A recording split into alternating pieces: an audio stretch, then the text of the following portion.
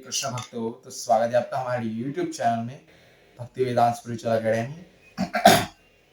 तो आज के वीडियो में हम जानेंगे Lord Shri Krishna internal wisdom, भगवान श्री कृष्ण के द्वारा शाश्वत ज्ञान, जो कृष्ण का जो अद्भुत ज्ञान है उसके बारे में हम जानेंगे। Lord Shri Krishna internal wisdom. तो शुरू करते हैं। हरे कृष्ण।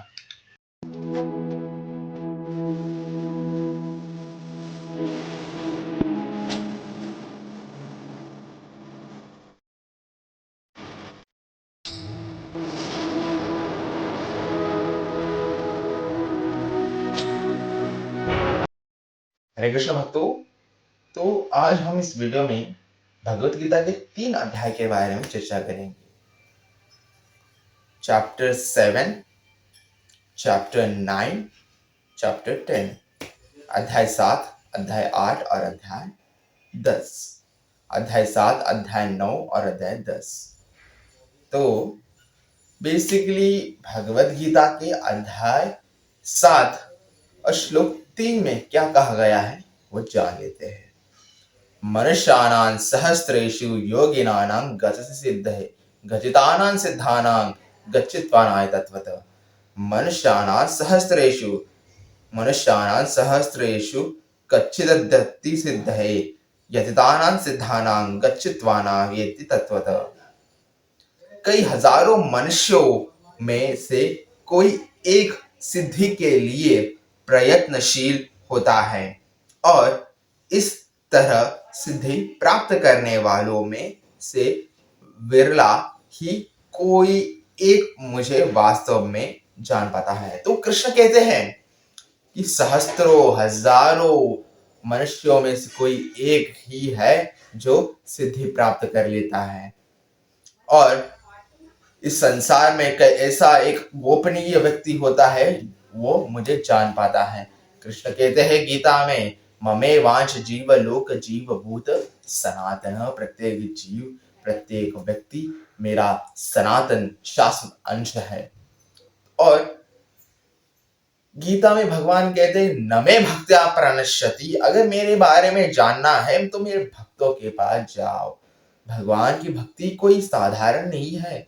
करोड़ों करोड़ों सहस्त्र वर्षों तक आपने जो कर्म पुण्य किए होंगे तभी आपको पूर्ण पुरुषोत्तम भगवान श्री कृष्ण की भक्ति प्राप्त हुई है। तो पद्म पुराण में कहा गया है कि कृष्ण की भक्ति हमें कैसे प्राप्त हुई। तो पद्म पुराण में कहा गया है, कोई व्यक्ति अगर 100 वर्षों तक वारणाश्रम में संतों की या फिर गुरुजनों की सेवा करता है तो उसे देवी देवताओं की भक्ति प्राप्त होती है। देवी देवता मतलब गणेश जी, कार्तिकेय, अग्नि, वायु, उनकी भक्ति प्राप्त होती है। और जो कोई 10 जन्मों तक देवी देवताओं की भक्ति करता है उसे माता आदिशक्ति, योग माया, महामाया देवी काली की भक्ति प्राप्त होती है। जो कोई देवी काली की भक्ति 5 जन्मों तक करता है निष्ठापूर्वक, उन पर देवी काली प्रसन्न होकर उसको उनके आराध्य भगवान शिव की भक्ति प्राप्त दिलाती है। अगर जो कोई निष्ठा से 2 जन्मों तक शिव की भक्ति करता है, शिव जी इतने प्रसन्न होते हैं कि उसे स्वयं पूर्ण पुरुषोत्तम भगवान श्री कृष्ण के चरण कमलों में उसको स्थान देते हैं और उसे हरिनाम संकीर्तन का आस्वादन दिलाते हैं और उसे उस जन्म के बाद भगवान श्री कृष्ण की भक्ति प्राप्त होती है। अगर कोई मनुष्य श्री कृष्ण की भक्ति 1 जन्म तक निष्ठापूर्वक करता है तो मृत्यु के पश्चात उनके ही सनातन धाम गोलोक वृंदावन जा पाता है। तो ये पद्म पुराण में लिखित है, अगर डाउट हो तो पढ़ सकते हो। अगर कोई कृष्ण का भक्त है वो साधारण नहीं है, उसका जो फाइनल स्टेज चल रहा है उसके बाद उसे गोलोक प्राप्त होगा ही। अगर उसने अच्छी तरह से भक्ति की, सेवा की, वैष्णवों का आदर किया, भगवान का प्रचार किया और उसने भगवान को स्मरण किया तो उसे गोलोक प्राप्त होगा। नहीं तो अगला जन्म वो भगवान का भक्त ही बनेगा। और जिस प्रकार आप फर्स्ट क्लास में पढ़ रहे हो, ओके, फर्स्ट के बाद सेकेंड क्लास में आपको जाना होगा। तो आप अगर फर्स्ट क्लास पास हो गए हो, फिर से फर्स्ट क्लास में जाओगे? नहीं ना, सेकेंड क्लास में ही जाओगे। उसी प्रकार अगर आपने इस भक्ति की जन्म में भक्ति की, भक्ति करते करते आपको भगवत धाम प्राप्त ही नहीं हुआ, तो आप डरना मत, आपको फिर से शुरू से नहीं, फिर से आगे आप भक्ति करने रहोगे और सच्चे वैष्णव के घर में आपका जन्म होगा। तो भगवान कहना चाहते हैं कि कई योगी मुनि करोड़ों करोड़ों वर्ष तपस्या करते हैं, उसके बाद ही उनको सिद्धियां प्राप्त होती है। और इसी प्रकार अगर कोई करोड़ों सालों से सच्चे कर्म करता है, शिव जी की आराधना करता है, तभी उन्हें भगवान श्री कृष्ण की भक्ति प्राप्त होती है। कि साधारण घटना नहीं है, भगवान की भक्ति करोड़ों करोड़ों सहस्त्र वर्षों का कर्मों का और त्यागों का परिणाम है ये कृष्ण की भक्ति। तो गीता में आगे क्या कहा गया है जान लेते हैं। गीता के 7वें अध्याय और 7वें श्लोक में कहा गया है कि 7वें अध्याय और 7वें श्लोक में क्या कहा गया है वो जान लेते हैं। तो भगवत गीता अध्याय 7 श्लोक 7, मत्तः परनंतर नान्य किंचित वदस्तनंजय माय सर्वम इदं प्रोक्त सूत्रे मणिगण इवः। हे धनंजय अर्जुना, मुझसे श्रेष्ठ कोई सत्य नहीं है। जिस प्रकार मोती धागे में गुथे रहते हैं, उसी प्रकार मैं कुछ मुझ पर ही आश्रित हो। तो कृष्ण अर्जुन को कहते हैं, हे धनंजय, हे अर्जुन, मुझसे श्रेष्ठ कोई सत्य नहीं है, कृष्ण ही परम सत्य है। कृष्ण से श्रेष्ठ कोई नहीं है और कृष्ण से कनिष्ठ कोई नहीं। इस संसार में सब कुछ कृष्ण ही है। जब इस संसार का निर्माण करना हो तो कृष्ण ब्रह्मा के रूप में आते हैं। जब इस संसार का पालन पोषण करना हो तो कृष्ण नारायण के रूप में आते हैं। जब इस संसार का विनाश करना हो तो कृष्ण आदि भगवान आदि योगी शिव जी के रूप में आते हैं। तो शिव ही कृष्ण है, नारायण ही कृष्ण है, ब्रह्मा ही कृष्ण है। हम सब मनुष्य के हृदय में स्वयं पूर्ण पुरुषोत्तम भगवान चतुर्भुज रूप में विराजमान है। तो कृष्ण ही परम सत्य है। कृष्ण के अलावा कुछ भी संसार में नहीं है। कृष्ण ही सत्य है, बाकी सब कुछ असत्य है। तो कृष्ण की भक्ति ही परम सत्य है। और जिस प्रकार धागा मोतियों को स्टेबल करता है, उसी प्रकार कृष्ण इस संसार में सभी वस्तुओं में विराजमान, सभी वस्तुओं को नियंत्रित करते हैं। जिस प्रकार मोती होता है और मोती को संपूर्ण एक धागा उसको स्टेबल करता है, उसी प्रकार ये मोतिया है, मतलब ये तुलसी है और इसको पूरा धागा कंट्रोल कर रहा है, मतलब स्टेबल कर रहा है। ओके, उसी प्रकार कृष्ण इस समस्त ब्रह्मांड को नियंत्रित कर रहे हैं। कृष्ण वो धागा है, ये समस्त मोतियों को अपने मुट्ठी में नियंत्रित कर रहा है। उसी प्रकार कृष्ण भगवान है और ये समस्त ब्रह्मांड को वो नियंत्रित करते हैं। और कृष्ण ही समस्त ब्रह्मांड को नियंत्रित करते हैं। जब ब्रह्मा के रूप में आते हैं, सृष्टि का सृजन करते हैं। विष्णु के रूप में आते हैं, सृष्टि का वो पालन पोषण करते हैं। शिव जी के रूप में आते हैं, वो शिव जी के रूप में आते हैं कृष्ण और सृष्टि का विनाश करते हैं। तो कृष्ण ही जनरेटर, ऑपरेटर और डिस्ट्रॉयर है। केवल ये सब ब्रह्मा विष्णु और शिव जी कृष्ण के अलग अलग रूप है और कृष्ण ही परम भगवान है। तो कृष्ण ही परम सत्य है। जिस प्रकार धागा मोतियों को स्टेबल करता है, उसी प्रकार कृष्ण इस समस्त ब्रह्मांड पर नियंत्रण करते हैं। तो भगवत गीता के अध्याय 7 श्लोक 21 में क्या कहा गया है वो जान लेते हैं। तो भगवत गीता अध्याय 7 श्लोक 21,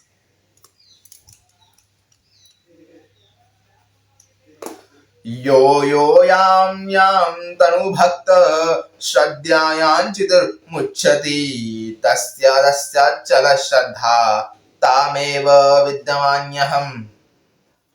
तो यहाँ भगवान कहना चाहते हैं कि मैं प्रत्येक जीव के हृदय में परमात्मा स्वरूप स्थित हूं। जैसे ही कोई किसी देवता की पूजा करने की इच्छा करते हैं, मैं उसकी श्रद्धा को स्थिर करता हूं जिससे वह उसी विशेष देवता की भक्ति कर सके। तो कृष्ण कहते हैं कि अहम भक्त प्रणश्यति न मे भक्त्या प्रणश्यति, केवल मेरा भक्त ही मुझे जान पाता है। मेरे भक्त के अलावा मुझे जानने की शक्ति, साहस किसी और में नहीं है। और कृष्ण ही सभी के हृदय में परमात्मा स्वरूप में विराजमान है। प्रत्येक व्यक्ति के हृदय में कृष्ण विराजमान है। अगर आप कुछ गलत काम कर रहे हो, अच्छा काम कर रहे हो, तो सब कुछ कृष्ण देख रहे हैं और आपके कर्मों का दंड कृष्ण आपको अवश्य देंगे। कृष्ण आपके हृदय में विराजमान है, ये विचार कीजिए। आपका देह आपका नहीं है, आपकी आत्मा आपकी नहीं है। आप जिस घर में जिस कुर्सी पर बैठे हो, कुर्सी भी आपकी नहीं है, सब कुछ कृष्ण का ही है। केवल और केवल आप इसे यहाँ इस्तेमाल करने के लिए आए हो, उसके बाद आपको ये सब कुछ छोड़ के यहाँ से जाना ही है। ये विचार करके आपको इस ब्रह्मांड में रहना है। तो आपका शरीर आपका नहीं है, आपकी आत्मा आपकी नहीं है। आप जिस चेयर पर बैठे हो, जो मोबाइल आप इस्तेमाल कर रहे हो, वो मोबाइल भी आपका नहीं है। आप जो एजुकेशन कर रहे हो, जो पैसा कमा रहे हो, पैसा भी आपका नहीं है, वो धन भी आपका नहीं है। इस समस्त ब्रह्मांड को आप रहे हो, सब कुछ आपका नहीं है, सब कुछ कृष्ण का ही है। केवल और केवल आप यहाँ इस्तेमाल करने के लिए आ रहे हो। अगर आप कृष्ण के घर में रह रहे हो, तो आप कृष्ण के घर में रह रहे हो, भाड़े के घर में रह रहे हो, तो यहाँ रेंट में रह रहे हो। इस घर को आप रेंट में रह रहे हो, तो इस ब्रह्मांड में कृष्ण के घर में रहे, तो आप फ्री में तो रह नहीं सकते, कुछ तो कुछ रेंट भरना ही पड़ेगा। तो कृष्ण को रेंट कैसे भरे? कृष्ण ने हमें धन दिया है, स्वास्थ्य दी, आत्मा दी, सब कुछ दिया है। तो जो कोई भी आप खरीदो, कृष्ण के सामने समर्पित कर दो। आपके घर में धन आया हो, कृष्ण को समर्पित कर दो। कुछ फ्रूट्स आए हो, कृष्ण को समर्पित कर दो। तो कृष्ण को समर्पित करने से वो रेंट आप भर सकते हो। और हर दिन, हर क्षण, हर समय कृष्ण को पुकारो, हरे कृष्ण कृष्ण कृष्ण हरे हरे, हरे राम राम राम हरे हरे। जितना महामंत्र का उच्चारण करोगे, जितना कृष्ण को पुकारोगे, उतना उतना आप कृष्ण को रेंट भरते जाओगे। जब आपका रेंट भर जाएगा पूरा, तभी आपको इस जगह से कृष्ण अपने धाम ले जाएंगे, गोलोक वृंदावन।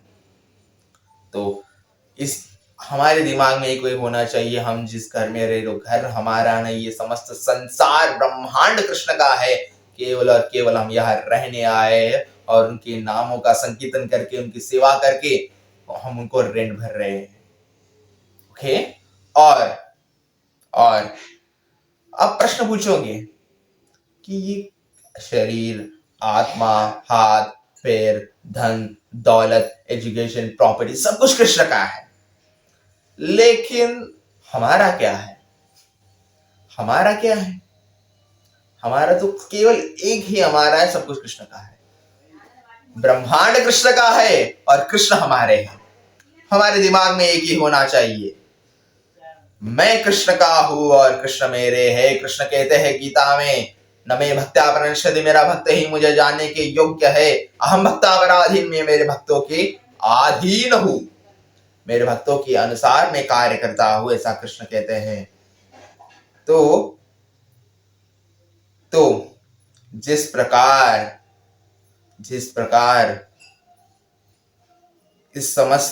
प्रकार आपके जो मोबाइल है ना, इस मोबाइल को बैटरी ऑपरेट करता, चार्ज करता है बैटरी। ओके, बिना बैटरी निकाल दो, मोबाइल कुछ काम का रहेगा नहीं। सिम कार्ड निकाल दो, मोबाइल कुछ काम का रहेगा नहीं। मेमोरी कार्ड निकाल दो, मोबाइल कुछ काम का रहेगा नहीं। उसी प्रकार जैसे इस शरीर में भगवान विराजमान है हृदय में चतुर्भुज रूप में, और जिस प्रकार भगवान का अंश आत्मा इस शरीर में इस शरीर में है, जिस प्रकार भगवान का अंश सनातन अंश हम यहाँ है, जिस प्रकार भगवान चतुर्भुज रूप में हमारे हृदय में विराजमान है, जब तक भगवान इस शरीर में है तब तक इस शरीर की वैल्यू है, इस शरीर की कोई भी वैल्यू नहीं है। हम जिम जाके बॉडी बना के स्वस्थ होके इस शरीर को तो हम बना रहे हैं, लेकिन इस शरीर कभी ना कभी नष्ट हो ही जाएगा। इस शरीर की वैल्यू नहीं है जब तक भगवान इस हृदय में विराजमान है, जब तक भगवान का अंश जीवात्मा इस हृदय में इस शरीर में है, तब तक आपके शरीर की वैल्यू है। जब आत्मा और परमात्मा इस शरीर से निकल जाएंगे, आपकी शरीर की जीरो वैल्यू होगी। तो हम कौन है? कौन है हम? अगर इस शरीर से परमात्मा और आत्मा निकल जाएंगे, इस शरीर तो डेथ हो जाएगा, मर जाएगा शरीर। तो कौन है हम वास्तव में? कौन है? तो आप आत्मा हो। आप शरीर नहीं, केवल एक आत्मा हो, क्योंकि शरीर विनाश हो जाता है। परमात्मा तो शरीर में चतुर्भुज रूप में विराजमान है, लेकिन आपके भीतर जो आत्मा है ना, वो इटर्नल, सनातन, शाश्वत है। सनातन और शाश्वत है वो आत्मा। जिस प्रकार आप अच्छे अच्छे भक्ति करोगे, आप भगवान से निकट होते जाओगे। इस शरीर में परमात्मा रूप में भगवान हृदय में विराजमान है, और आत्मा भगवान का सनातन अंश है। हम शरीर नहीं, केवल एक आत्मा है। हमारा धर्म है परमेश्वर की सेवा करना। तो हमारे हृदय में साक्षात चतुर्भुज रूप में कृष्ण विराजमान है, और जिसे जिसी भी देवी देवता की भक्ति करनी है, मतलब गणेश, सिद्धेश, गणेश जी, ऐसे कोई भी देवी देवता हो, मतलब भद्रकाली, तुलजा, भवानी, ऐसे कोई भी देवी देवता हो जिस पर उनकी श्रद्धा हो, तो कृष्ण उसे शक्ति प्रदान करते हैं, वो उसकी श्रद्धा ऐसे ही बनी रहे। तो यह स्पष्ट पूर्वक लिखा है, मैं उसकी श्रद्धा को स्थिर करता हूं, जिससे वह उसी विश्वास देवी देवता की भक्ति कर सके। जो देवी देवता की भक्ति करता है, उसकी भक्ति ऐसे ही स्थित हो, इसलिए कृष्ण उसे शक्ति प्रदान करते हैं कि उसकी श्रद्धा ऐसे ही बढ़ती रहे। ओके? कृष्ण हमारे हृदय में परमात्मा के रूप में विराजमान है। हमारे शरीर की कोई वैल्यू नहीं है, हम केवल एक आत्मा है। हमारा धर्म है परमात्मा की सेवा करना, और आप जिस भी देवी देवता की भक्ति कर रहे हैं, देवी देवता को आराधना कर रहे, देवी देवता की पूजा कर रहे, कृष्ण उसे शक्ति प्रदान करेंगे कि उसकी श्रद्धा ऐसे ही बढ़ती रहे, और वो कृष्ण, और उसे कभी ना कभी किसी ना किसी जन्म में कृष्ण की भक्ति प्राप्त हो। इसलिए कृष्ण उसे शक्ति प्रदान करते हैं कि उसकी श्रद्धा भगवान और उनके भक्तों में बढ़ती रहे। तो हमने गीता के 3 श्लोकों के बारे में जाना 7वें अध्याय में। फर्स्टली जाना कि कृष्ण ही परम सत्य है। ओके। सेकंड जाना कि जिस प्रकार धागा मोतियों को स्टेबल करता है, उसी प्रकार कृष्ण समस्त ब्रह्मांड पर को नियंत्रित करते हैं। और तीसरा ज्ञान जाना कृष्ण का कि कृष्ण हमारे हृदय में विराजमान है, इस शरीर की कोई वैल्यू नहीं है, हम कृष्ण के अंश है, हम केवल और केवल एक आत्मा है। और आप जिसे भी देवी देवता की भक्ति कर रहे हो, आपकी भक्ति ऐसे ही श्रद्धावान रहे तो कृष्ण उसको शक्ति प्रदान करते हैं। Okay, clear? तो गीता के 9वें अध्याय के 4थे श्लोक में क्या कहा गया है? चैप्टर 4 टेक्स्ट 4 में, चैप्टर 9 टेक्स्ट 4 में भगवान क्या कहते हैं वो जानते हैं। तो भगवत गीता के अध्याय 9 श्लोक 4 में भगवान क्या कहते हैं वो जान लेते हैं।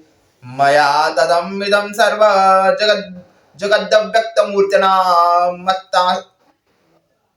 मस्तानि सर्वभूतानि न चाह तिष्म स्थितम।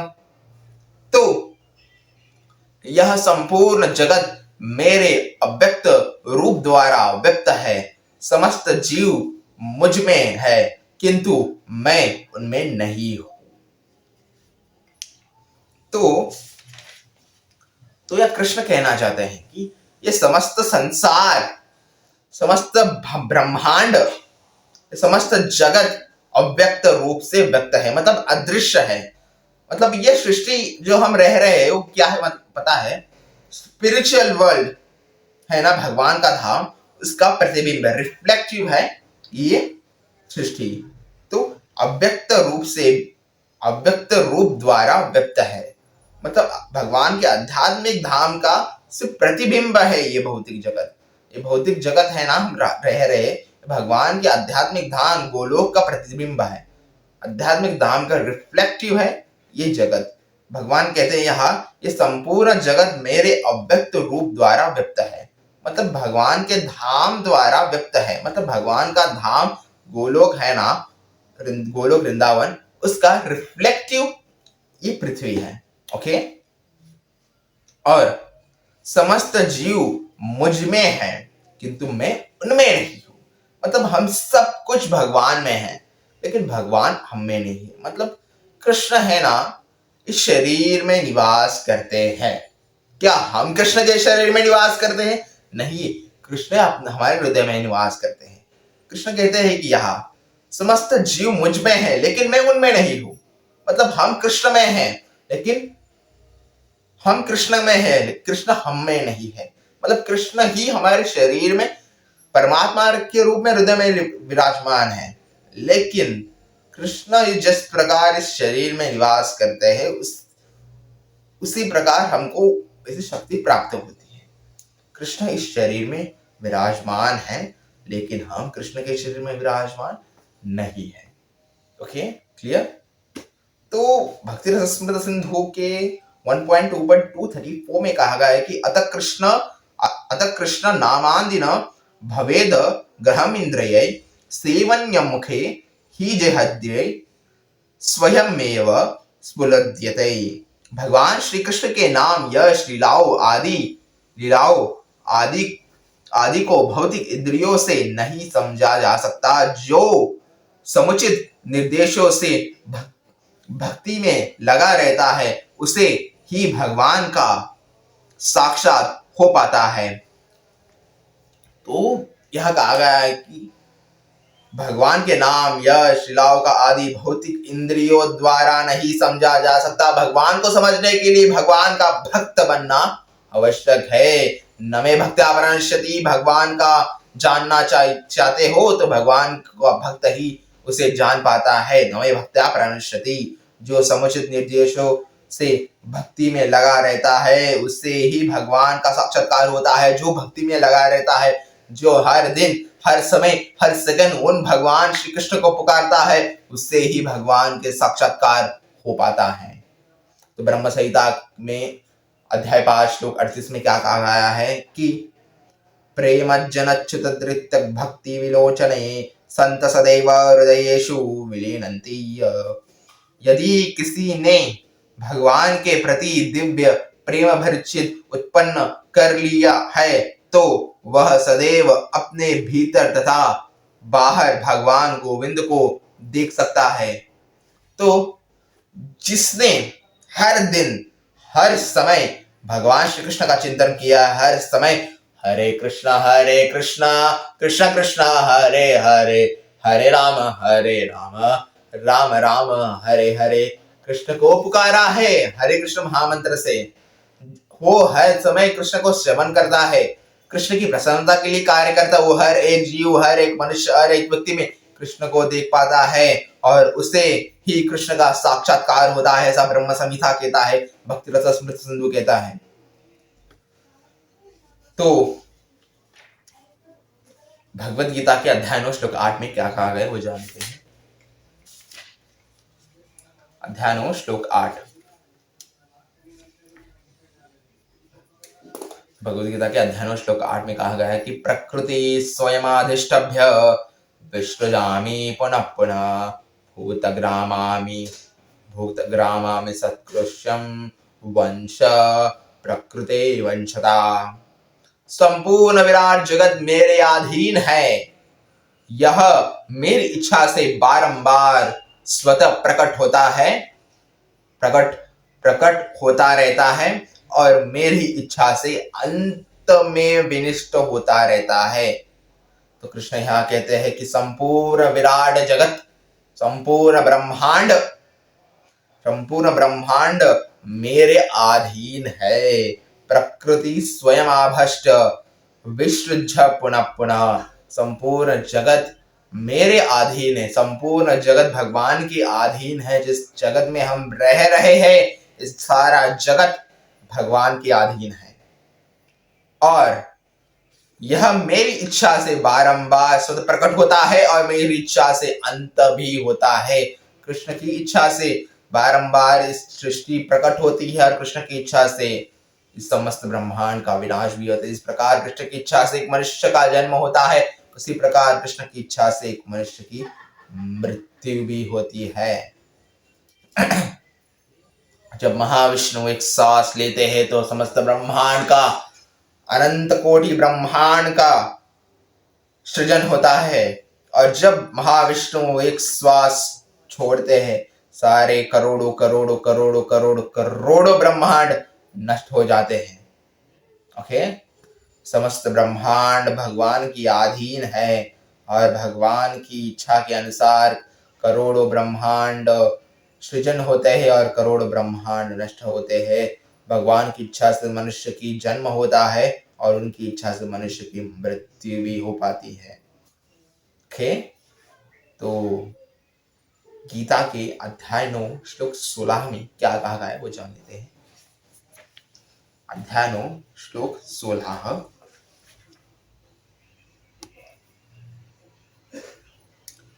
अहं कृतन्द्रहं यज्ञ स्वादाहमहं मयि शधं मंत्रोऽहमहमेवाज्यमहं अग्निहर्हत्वहम्।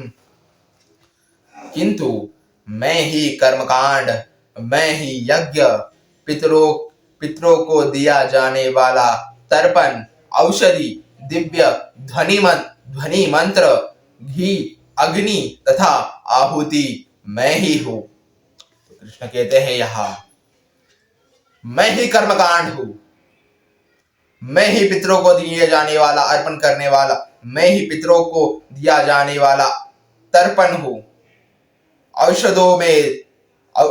औषधों में दिव्यता में जो औषध होता है वो भी मैं हूं और ध्वनियों में ओंकार, मंत्र, हरे कृष्ण महामंत्र मैं ही हूं और अग्नियों में तथा आहुति में ही हूं।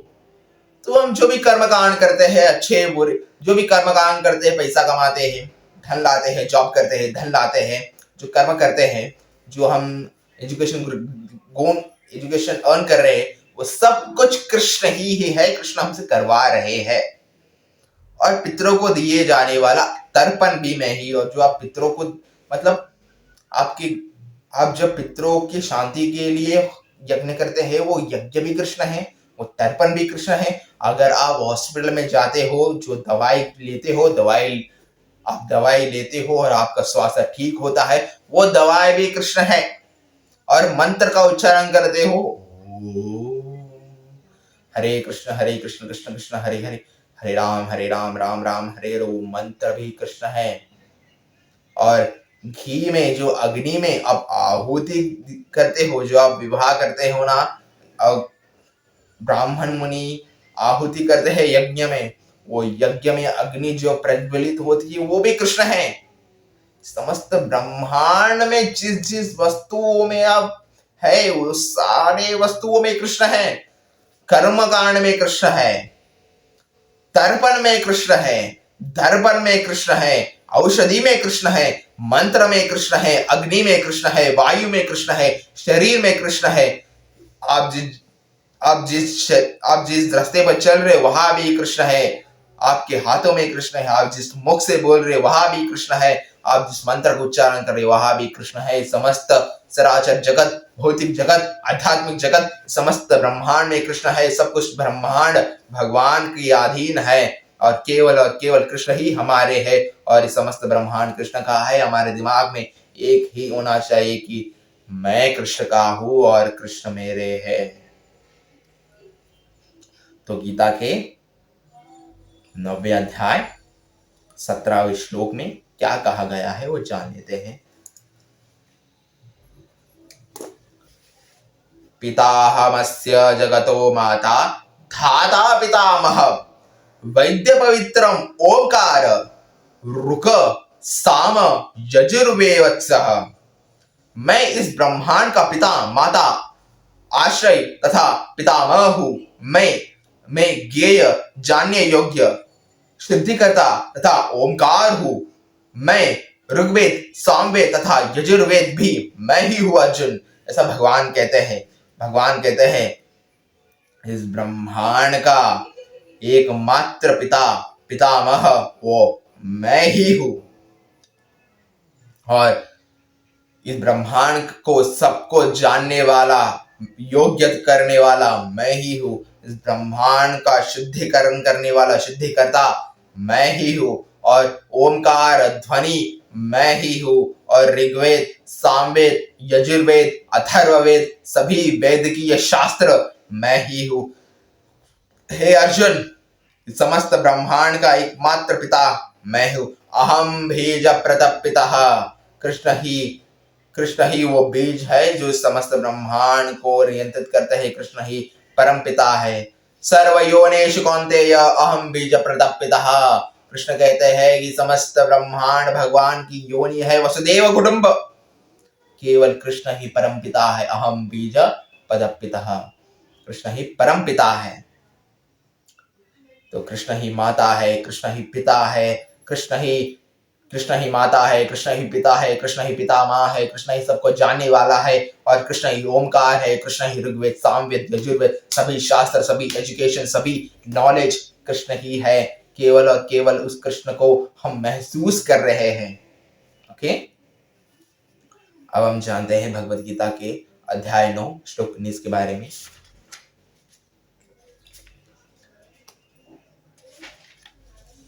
अध्याय 9 श्लोक 19। तो तपान्यम हहम वर्ष निगृहान मृत्युहजीवित अमृतच्चैव मृत्यच्च सदा सज्जज्ञमर्जनम। हे अर्जुन मैं ही तप प्रदान करता हूं और वर्षा को रोकता तथा लाता हूं। मैं अमरत्व हूं और साक्षात मृत्यु भी मैं ही हूं। आत्मा तथा पदार्थ सत तथा असत दोनों मुझ ही में है। तो कृष्ण यहां कहते हैं हे अर्जुन मैं ही ऋषियों को तप प्रदान करने वाला हूं। मैं ही संसार में वर्षा करता हूं और वर्षा को रोकता भी हूं और मैं ही अमरत्व हूं और मैं ही साक्षात मृत्यु भी मैं ही हूं और मैं ही सत और असत दोनों मुझसे ही है और एविल भी मैं हूं और बुराई और अच्छाई भी मैं ही हूं। जब जब इस संसार में बुराई बढ़ने लगती है उस बुराई को खत्म करने के लिए मैं स्वयं प्रकट होता हूं। ये अर्जुन मैं ही इस समस्त ब्रह्मांड का धाता पिता पितामह मैं ही हूं। हे अर्जुन इस समस्त ब्रह्मांड को तप प्रदान करने वाला इस समस्त ब्रह्मांड में वर्षा को रोकने वाला वर्षा को बढ़ाने वाला मैं ही हूं और साक्षात मृत्यु भी मैं ही हूं अमरत्व भी मैं ही हूं विष भी मैं ही हूं और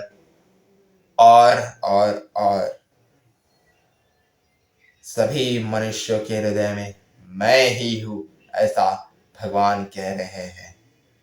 समस्त ब्रह्मांड में कृष्ण ही है। तो ब्रह्मांड कृष्ण के अधीन है। समस्त ब्रह्मांड कृष्ण का है और कृष्ण हमारे है। मैं कृष्ण का हूं और कृष्ण मेरे है। ओके, तो भगवद गीता के चैप्टर 9 टेक्स्ट 24 में क्या गया है जान लेते हैं। अध्याय 9 श्लोक 24 में अध्याय 9 श्लोक 24 में क्या कहा गया है वो जान लेते हैं कि अहम हि सर्वयज्ञानां भोक्ता च प्रभुरेव च न तो सामभिजानन्ति तत्त्वेन तस्य स्मन्ति ते। तो मैं ही समस्त यज्ञों का एकमात्र भोक्ता तथा स्वामी हूँ तथा मैं तथा जो लोग मेरी वास्तविक दिव्य स्वभाव को नहीं पहचान पाते वे नीचे गिर जाते हैं। तो यह भगवान कह रहे हैं कि मैं इस समस्त यज्ञों का एकमात्र भोक्ता तथा स्वामी हूं। मैं समस्त यज्ञ, आप जो भी यज्ञ कर रहे हो वो भी कृष्ण है।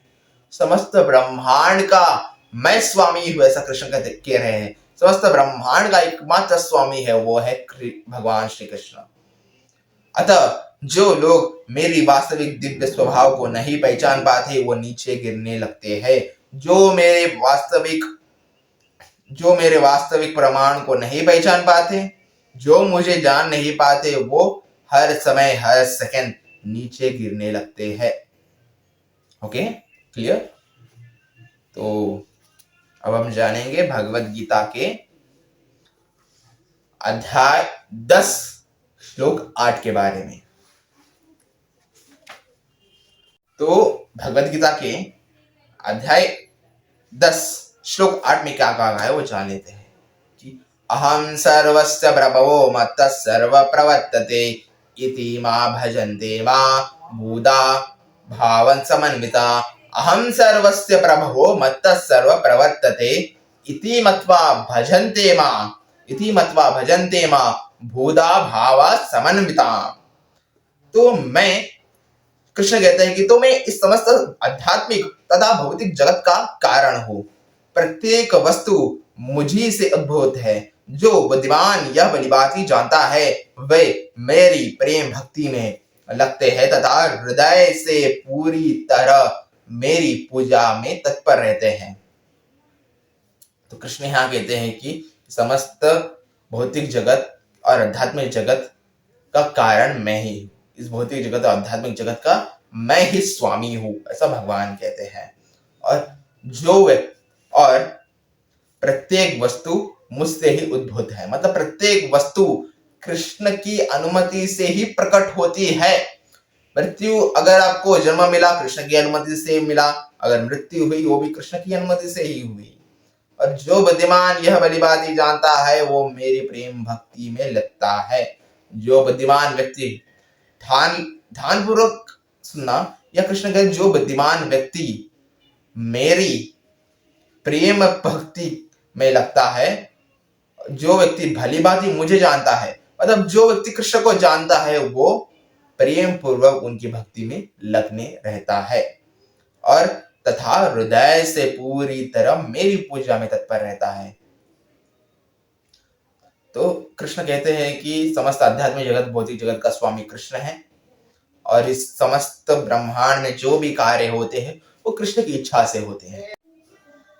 तो इस समस्त ब्रह्मांड में जो भी कार्य होते हैं वो कृष्ण की इच्छा से होते हैं। इस समस्त ब्रह्मांड का एकमात्र स्वामी है वो है भगवान श्री कृष्ण और इस समस्त ब्रह्मांड में जो भी कार्य होते हैं वो कृष्ण की इच्छा से होते हैं। और जो बुद्धिमान व्यक्ति भली बात ये जानने लगता है कि कृष्ण ही स्वयं भगवान है, उन्हें ही कृष्ण की प्रेम पूर्वक भक्ति प्राप्त होती है और ऐसा व्यक्ति प्रेम पूर्वक पूरी तरह से उनकी सेवा में लगने लगता है।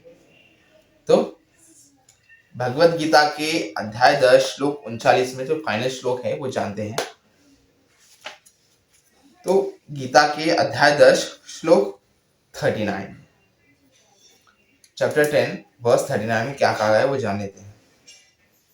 यज्ञापि सर्वभूतानां बीजन्तदम् अर्जुन न तदस्ति विनं तस्या नन्माय भूतचारच्चरम्। यही नहीं है अर्जुन, मैं समस्त सृष्टि का जनक बीज हूँ। ऐसा चर तथा अचर कोई भी प्राणी नहीं जो मेरे बिना रह सके। तो कृष्ण कहते हैं कि हे अर्जुन, समस्त सृष्टि का मैं ही बीज हूँ, हम बीज प्रतपितः। समस्त सृष्टि का मैं ही बीज हूँ, मैं ही सीड हूँ। और चर और अचर कोई भी ऐसा प्राणी नहीं है जो मेरे बिना रह सके। सो कृष्ण के बिना कोई भी मनुष्य, कोई भी जानवर, कोई भी व्यक्ति, कोई भी जीवात्मा जी नहीं सकता। कृष्ण कहते हैं कि मैं इस समस्त सृष्टि का जनक बीज, हम बीज प्रतपितः।